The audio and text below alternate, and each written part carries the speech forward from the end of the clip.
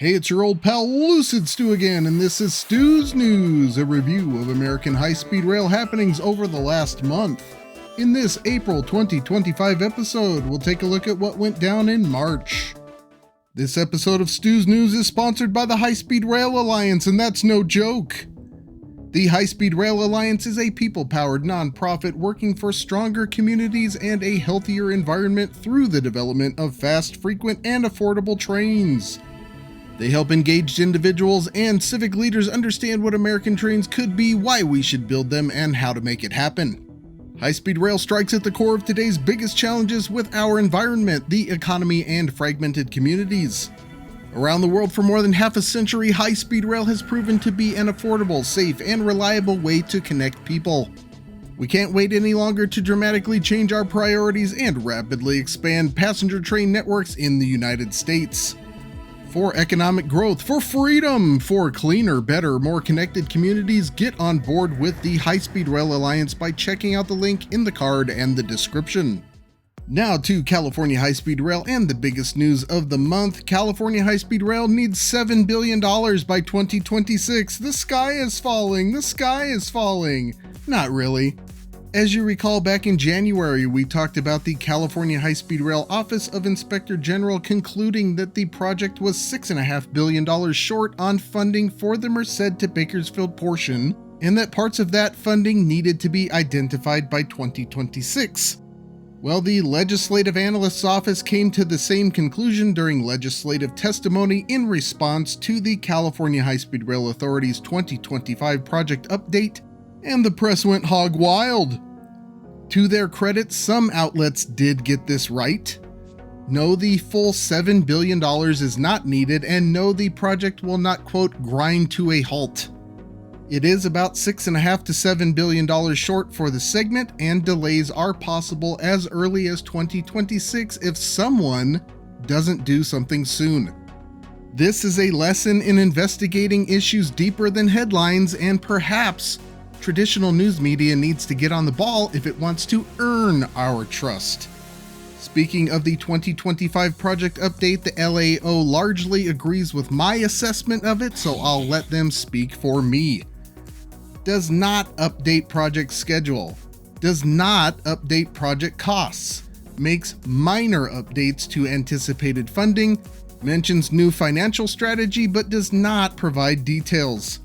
Relative to other updates and business plans, it's a major dud.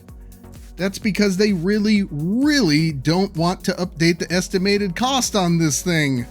During the March board meeting, project CEO Ian Chowdhury admitted that there was a risk to schedule and cost, which is definitely the understatement of the year, I'd say. Also in the 2025 project update, plans for the Southwest High-Speed Rail Network, because if you can't manage to build 170 miles of the project, why not aim for 300?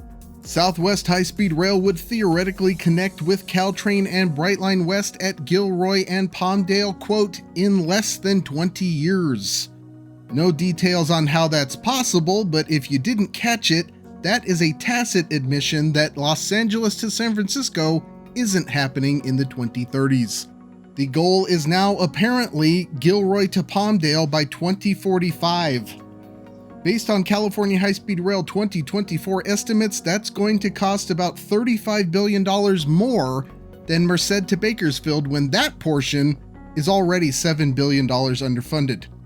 Speaking of long-term plans, a CAHSR rep made a presentation to the Illinois High Speed Rail Commission concerning California's state rail plan and let loose some fanciful long-term maps.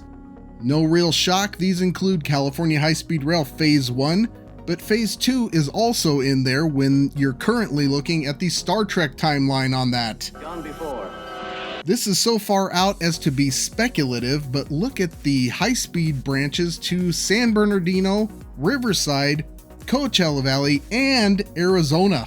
These are new as far as I've seen. Rancho Cucamonga to Ontario International Airport is doable and has been studied. Rancho to San Bernardino is pretty straight and doable, but it's only 15 miles. A connection to Los Angeles would either be Phase 2 of California High Speed Rail or not high speed. Will California expand the Brightline West network before California High Speed Rail gets out of the Central Valley? Who knows? Enough of the far future, let's look at the recent past and some Central Valley reports. Remember, these run 2 months behind and are for January 2025. Capital outlay budget summary, $95.4 million expended, lackluster again. Looks like someone adjusted the budget. They're now planning to spend $660 million less this fiscal year. Even that will be a minor miracle with 5 months left in the fiscal year. They'd need to spend $230 million a month and have been struggling to get through half that. Design build expenditures sad at $56 million. Average daily site workers up slightly, back above 1,300. A new construction progress schedule looks like a big push is planned for the end of 2025. Compared to November 2024, they are showing 9 miles of guideway and 1 structure completed. That completed guideway was in CP1, which is up by Fresno, by the way. Utility relocations, they're looking to complete 170 this year, which is 80 less than last year, so no problem there. Still slightly behind on railroad right-of-way property parcels, but based on the construction schedule, they likely have till the end of the year to catch up. CP1 earned value chart finally dipping to a 0.94 schedule performance index after heading that way for a while. That is the wrong direction, and if we draw a trend line, that runs behind schedule by the end of 2025 if not corrected. With the recent schedule adjustments, completion forecast for CPs 1 through 3 is holding steady, but that only lasts so long if you don't hit the schedule. That's all for California High Speed Rail, but we will stay in the neighborhood and check in with Brightline West. The sales of $2.5 billion of private activity bonds went well, with demand exceeding supply by $1 billion. This doesn't mean they got $1 billion extra, but more so that demand was strong and that they probably could have offered a slightly lower interest rate. Now they just need to secure the rest of their funding. According to Nevada Department of Transportation Director Tracy Larkin Thomason, Brightline West is attempting to do that through 11 different banks. That and lots of other unexpected goodies dropped at the NDOT board meeting this month. First, for anyone watching from the Las Vegas area, let's cover some Interstate 15 construction. As you're aware, work is being done on the freeway south to Sloan. That will mostly be wrapped up by the time Brightline West starts working in the freeway median, so at least you won't get a double whammy there. That should include the new planned Interstate 15 via Nobila interchange, since Brightline West is planning for their work to move south and north from the Sloan Vehicle Maintenance Facility. Via Nobila is expected to be done in 2027. That is being designed with input from Brightline West, by the way. NDOT is also planning to reconfigure the Sloan Road interchange and connect it to Via Inspirada, but that will probably happen after Brightline West construction is done. Further south, some interesting revelations. Brightline West is now planning to run on the east side of Interstate 15 between roughly Prim and Jean. This was actually the original Brightline West plan. They changed it to the median, and looks like they changed it back. That will require the northbound freeway down there to be realigned with 2 crossovers so Brightline West can get in and out of the median. So get ready for that nightmare. One interesting consequence of that change is that Brightline West tracks will run next to the planned Southern Nevada Supplemental Airport. And to me, that makes a future Brightline West station down there way more likely. They could even have a little spur that hooks up with the terminal, who knows? NDOT is talking about having that airport open by 2037, and last I saw, it's supposed to be massive. A direct airport connection could make a huge difference in multi-state tourist usage of Brightline West. Nevada is also talking about developing a big portion of the area between Henderson and Jean, so lots of southern Nevada plans for Brightline West to grow into. Lastly, we have another lull in pre-construction advisories. Could this mean it's done? Sure, I said the same thing at the end of last year, but activity has been thin since then. With that, we will depart Brightline West and head for the other coast and Brightline in Florida. The Stewart Station drama continues, with the city refusing to help Martin County with grant applications. The county might end up suing the city. Some of the Stewart City Council are also attempting to make it more difficult for everyone in the area of the station to develop their property. It's a real love fest over there. On the Love Fest front, Orange County chipped $500,000 in toward the Sunshine Corridor study that could extend Brightline service through Orlando to Interstate 4 and possibly to Disney World. That secures the $6 million necessary for the study that is expected to take 2 years. Now let's take a look at Brightline numbers and see how they're doing. Not the greatest February. Trips are down month over month, but up 8% year over year. Brightline mentions that February having 28 days skews the results. Let's adjust for that. Last year, February had 29 days. Adding 1 results in an 11% year over year jump. Adding 3 days to match January gives us 273,000 trips, up from January by 3%, but still less than expected, considering capacity has recently increased 20% thanks to more Siemens Venture carriages going into service. And that's all for Brightline. Sliding a little further up the coast, let's see what's going on with Acela and the NEC. Stephen Gardner, former CEO of Amtrak, has resigned, apparently under pressure from the Trump administration. The news came 2 weeks after the Dark Lord Darth Musk speculated that Amtrak should go private. Of course, it looks like the Dark Lord is going private himself, bowing out of Doge after 5 months, so his opinion of Amtrak might ultimately matter little.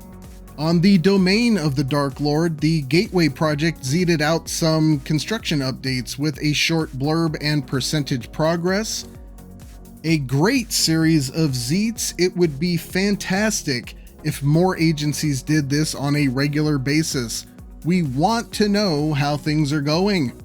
Speaking of how things are going, Alstom zeted about their 20th Avelia Liberty train set leaving the factory in Hornell, New York. Only 8 more to go. Unfortunately, still no precise date for when those will go into service. More visible NEC progress for structures. Pre-construction, staging, and early construction on the Connecticut River Bridge near Old Lyme is well underway. As part of the work, fishing piers upstream are being rebuilt. These will temporarily supplement the piers running under the current bridge, which must be torn down and ultimately replace themselves. Further down the coast, MTA has released a new update on progress of the Penn Station Access project. This is local transit running on NEC infrastructure through New York City. Foundational work at the project's 4 new stations is progressing, as is work on the Leggett interlocking. That interlocking work is due to be commissioned soon. Up next is work on a new span of the Bronx River Bridge, which will support a new track there to supplement the 3 that already exist. And lastly, Amtrak has concluded the long process of wresting control of Washington Union Station from private interests. This means the station is now ready for its planned massive $11 billion overhaul. Remaining funds for that would likely partially come from the Federal-State Partnership for Intercity Passenger Rail Grant Program. Updates to that are not expected until 2026, and with a Trump administration, who knows where the money will actually go. With that, let's check out the monthly Amtrak numbers. Keep in mind these reports run 2 months behind and are for January 2025. Month over month, down across the board by substantial amounts. It's to be expected. Amtrak on the NEC is seasonal and winter is the off-season. Expect more of the same for February. Year over year looking pretty good. Revenue up 9 to 16% compared to fiscal year 2024 with markedly lighter operating losses. Ridership so far up 10% over last fiscal year and slightly ahead of predicted. Keep in mind last year was a record ridership year. Passenger miles up 8% so far over last year. If that holds, that's just a hair behind the record in fiscal year 2019 before COVID. So lots of riders, slightly shorter trip length average.